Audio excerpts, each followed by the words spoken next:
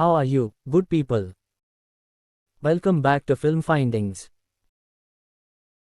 Spoiler ahead. Ishita एक graphic designer है जिसकी उम्र 40 के आसपास है, जो सिंगल है और अकेली रहती हैं। वह बार बार माइग्रेन से जूझती रहती है। उसकी नौकरानी सीमा दिन में उनके अपार्टमेंट की सफाई करने आती है। एक दोपहर इशिता अपने माइग्रेन के कारण जल्दी घर जाती है और सीमा को अपने बेडरूम में उसके पति कमल के साथ सेक्सुअल रिलेशन बनाते हुए देखती है। उनको देखकर वो बहुत हैरान हो जाती है और घबराकर घर के बाहर चली जाती है। जब दोनों अपना काम खत्म करके घर से बाहर निकलते हैं तो वो सीढ़ियों में छुप जाती हैं। इशिता को एहसास होता है कि यह डेली हो रहा है, लेकिन वह इसे रोकने में नाकामयाब है। उसे ये भी एहसास होता है कि उन्हें सेक्स करते हुए देखकर वह एक्साइटेड हो रही है। अगले दिन से वह अपने माइग्रेन के लिए डॉक्टर की अपॉइंटमेंट के बहाने रोजाना दोपहर 3 बजे के आसपास अपना ऑफिस छोड़ देती है और वह शीशे के जरिए उन पर जासूसी करने के लिए चुपचाप अपने अपार्टमेंट में छिपना शुरू कर देती है। एक दिन सीमा ने इशिता को अंदर आते देख लिया। वो थोड़ा घबराती है पर उसे नज़रअंदाज करती है। वह इशिता का सामना करने से डरती है कि कहीं ऐसा न हो कि उसे नौकरी से निकाल दिया जाए। सीमा उसे शीशे में देखती है और फील करती है कि उस पर कोई नज़र रख रहा है। वह कंटिन्यू रखती है और फील के साथ ऐसे दिखावा करती है कि जैसे कुछ हुआ ही नहीं है। रात को उसका पति उसके घर पर उससे पूछता है कि आज उसे क्या हो गया था। एक दोपहर इशिता दोबारा उसी शीशे की मदद से उन पर नजर रख रही थी। तभी वो एक छिपकली देख के चिल्ला उठती है, जिससे हंगामा मच जाता है और सीमा को उसका सामना करने के लिए मजबूर होना पड़ता है। दोनों एक दूसरे पर आरोप लगाते हैं और सीमा को नौकरी से निकाल दिया जाता है। सीमा दूसरी नौकरी पाने के लिए स्ट्रगल कर रही है और दूसरी ओर इशिता को दूसरी नौकरानी नहीं मिल रही है क्योंकि उनके झगड़े की अफवाहें फैल गई हैं। रात में जब सब सो जाते हैं तो सीमा की बेटी अपने लवर से मिलने जाती है। तभी सीमा उसे उसके साथ सेल्फी और बातचीत करते हुए पकड़ लेती है। वो उस पर चिल्लाती है और उसे पीटती है।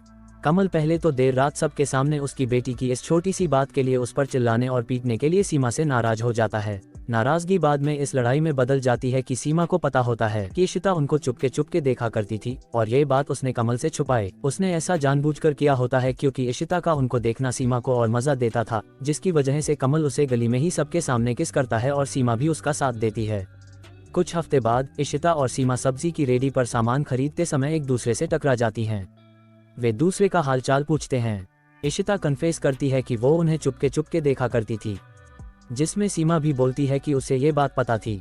इशिता के पूछने पर कि कभी उसने उसे टोका क्यों नहीं, सीमा जवाब देती है कि क्योंकि उसे मजा आता था। तभी सीमा पूछती है कि क्या वह काम पर वापस आ सकती है।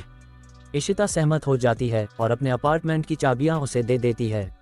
अगले दिन इशिता दोबारा दोपहर 3 बजे चुपचाप अपने अपार्टमेंट में वापस आती है और कहानी दोबारा पुराने पैटर्न पर चलने लगती है।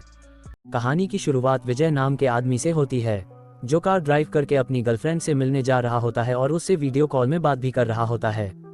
उसकी गर्लफ्रेंड उसे जल्दी आने को बोलती ही है कि उसे उसके कोवर्कर का कॉल आता है, जो उसे बताता है कि उनके बॉस यानी विजय के ससुर ने कंपनी में हुई कुछ गड़बड़ से अचानक बोर्ड मीटिंग बुला ली है, जिसकी वजह से वो उसे जल्दी से जल्दी ऑफिस बुलाता है।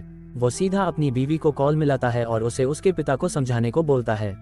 एक करोड़पति की बेटी से शादी करने के बावजूद वह एक्स्ट्रा मैरिटल अफेयर में है। अपने ससुर की मीटिंग के बारे में वो अपनी गर्लफ्रेंड को बताता है, जिससे उसकी गर्लफ्रेंड अपनी ब्रा खोल के उसे लालच देती है, जिसकी वजह से विजय का एक साइकिल वाले को बचाते हुए एक्सीडेंट हो जाता है, जो कि उसकी लापरवाही का एक नमूना था। विजय की कार एक पेड़ से जा टकराती है और वो अपनी कार दोबारा चालू करने की कोशिश करता है, पर वो पूरी तरह डैमेज हो जाती है। वो मदद के लिए किसी को मैसेज भी करता है, पर उसके फ़ोन में नेटवर्क नहीं आ रहे होते। वो उस साइकिल वाले से मदद मांगता है, जो उसे पेराइसोल शहर में पहुंचाता है, जहां वो एक गराज में जाता है और मैकेनिक को उसकी कार को देखने को बोलता है। कॉफी की तलाश में वो शहर घूमते हुए एक कैफे पहुंचता है, जहां उसे गानों की आवाज़ सुनाई देती है। वो आवाज़ का पीछा करते हुए पास ही के एक कम्युनिटी सेंटर में जा पहुंचता है। वो अंदर आता है और लोगों को डांस और गाना गाते हुए देखता है। साथ वो उनकी अट्रैक्टिव इंस्ट्रक्टर को देखता है और अपनी नज़र उसके फिगर से नहीं हटा पाता। पर जब वो उसे सामने से देखता है तो उसे एहसास होता है कि शायद वो उसे जानता है। वो उसका पीछा करना शुरू करता है और उससे पूछता है कि शांति तुम जिंदा हो, पर वो उसे पहचानने से मना कर देती है। विजय उसे बोलता है कि वो उसे कहीं भी पहचान सकता है, पर वो विजय को जाने के लिए बोलती है। जब वो अपने घर के अंदर जा रही होती है तो विजय उस पर कॉफी गिरा देता है और साफ करने के बहाने उसे छूने की कोशिश करने लगता है। तभी गाँव का पुलिस अफसर वहाँ आता है और उससे पूछता है कि शांति, क्या ये आदमी तुम्हें परेशान कर रहा है? और विजय को पता चल जाता है कि वो शांति ही है। शांति ऑफिसर को मना करती है। ऑफिसर विजय को उसकी कार जल्दी ठीक करवा के शहर छोड़ने को बोलता है। ऑफिसर के जाने के बाद शांति उसे जाने को बोलती है, पर वो उससे पूछता है कि वो 10 साल से कहाँ गायब थी, और वो उसे अपने घर के अंदर ले आती है। वो शांति से दोबारा पूछता है और इस बार बोलता है कि वो उसके लिए परेशान हो गया था और उसे 10 साल से पता नहीं है कि उसकी बीवी कहाँ गायब थी। वो उसके करीब आता है, पर शांति अपने कपड़े चेंज करने चली जाती है। वो उसके घर में उसकी ब्रा देखता है और उसका साइज उसे हैरान और उसके मन में शक पैदा करता है। वो नहाते समय उसे देखता है और जब वो बाहर आती है तो वो अपने लिए कॉफ़ी और उसके लिए चाय तैयार रखता है। वो उससे पूछता है 10 साल पहले वो अचानक गायब कैसे हो गई थी, जिसका जवाब वो देती है कि उसे ज़्यादा कुछ याद नहीं है, बस इतना कि वो नर्सिंग होम से आ रही होती है। तभी एक आदमी उससे नर्सिंग होम का एड्रेस पूछता है और वो देखती है कि कार में उसकी वाइफ लेबर पेन में है और उसके बाद का उसे कुछ याद नहीं है।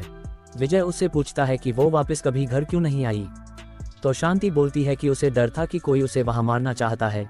फिर वो उससे पूछता है कि तुम नर्सिंग होम से क्यों आ रही थी, पर शांति बताती है कि वो प्रेग्नेंट थी, पर उसने उसका बच्चा खो दिया था।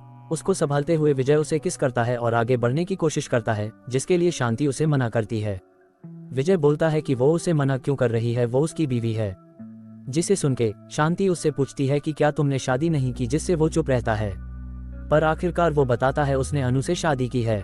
शांति उससे पूछती है कि उसके मंगेतर का क्या हुआ जो कंपनी टेक ओवर करने वाला था। विजय बोलता है कि उसे उसके बारे में नहीं पता। विजय उसे साथ चलने को कहता है और बोलता है अनु तुम्हें देख के खुश होगी, पर वो बोलती है कि क्या वो सच में होगी। फिर वो बताती है कि वो अनु ही थी जिसने उस प्रेगनेंसी वाले कपल को हायर किया था और उसे मरवाने की कोशिश की थी, क्योंकि वो विजय से बहुत ज्यादा प्यार करती थी।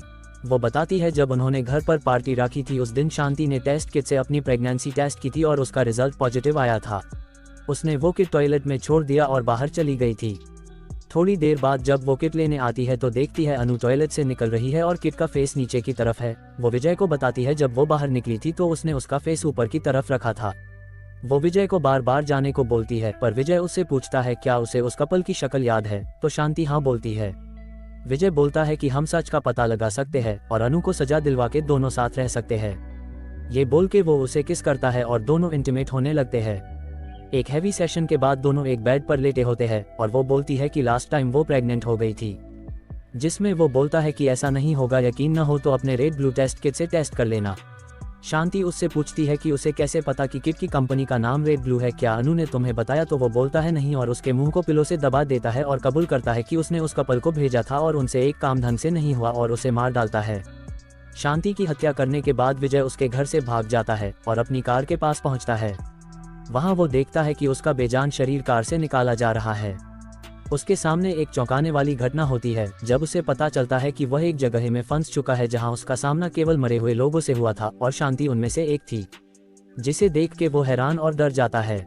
ये शॉर्ट फिल्म रूरल राजस्थान पर है, जहां एक छोटी और खराब रियासत पर शाही परिवार के एक लोकल आदमी का शासन होता है, जिसे पूरे शहर में महाराजा के नाम से जाना जाता है।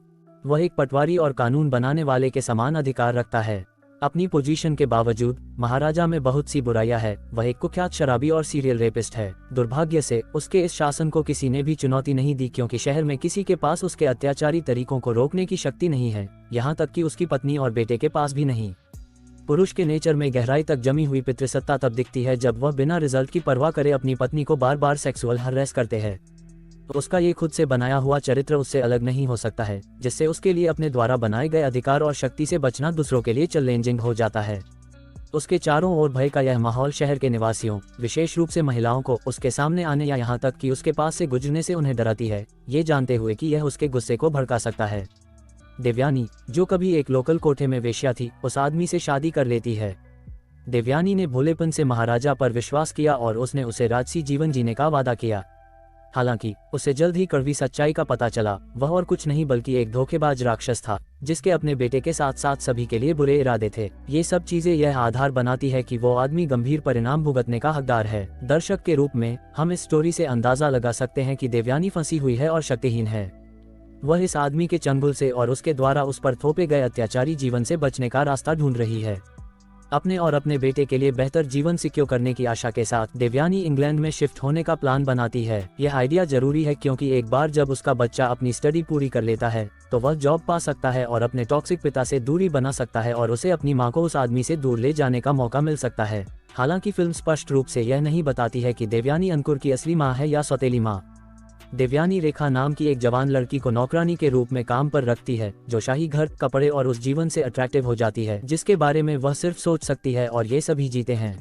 उस लड़की को शायद यह विश्वास दिला दिया गया है कि दीवारों के पीछे का जीवन बया है और हर कोई खुश है। रेखा को नहीं पता, या शायद वह भूली होने का नाटक कर रही थी, देवयानी का पति उसकी कम उम्र के कारण उस पर फिदा है और उसके बारे में हर चीज उसकी सेंसुअल साइड को एक्सपोज करती है। महाराजा कहे जाने वाला खुद को एकमात्र रूलर मानता था और उनका मानना था कि उसकी शक्ति यह बताती है कि कोई भी औरत उसके साथ बिस्तर पर जाने के लिए हमेशा तैयार होती है।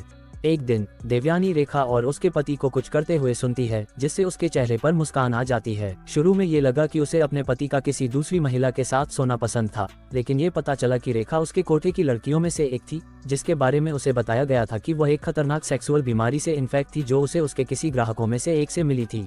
देवयानी ने उसे काम पर रखा, ये जानते हुए कि उसका पति उसे बहकाने की कोशिश करेगा और इसके साथ और उसे उम्मीद है कि इन्फेक्शन आखिरकार उसे मार देगा और समय रहते वह और उसका बेटा बहुत दूर होंगे। वह चाहती थी कि उसकी हवस ही उसकी मौत का कारण बने। शॉर्ट फिल्म के अंत में देवयानी को यह एहसास होता है कि बेडरूम में रेखा के साथ जो आदमी है वह उसका बेटा अंकुर है, न कि उसका पति।